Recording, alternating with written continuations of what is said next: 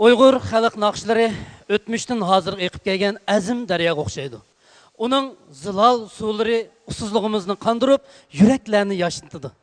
Xo'sh, navbat o'zingizlarda bo'ldig'ini ko'z ko'rnigan yosh naqshchi Mehrigul Hasanning o'rilishida Uyg'ur xalq naqshlaridan Nadon Yarla. Usulda Urumchi shahri Sayvoq rayonlik madaniyat tantarbiya idorasining usulchisi. Sahnada Saba ansambli muzika atirdi. Marhamat Nuruzakli.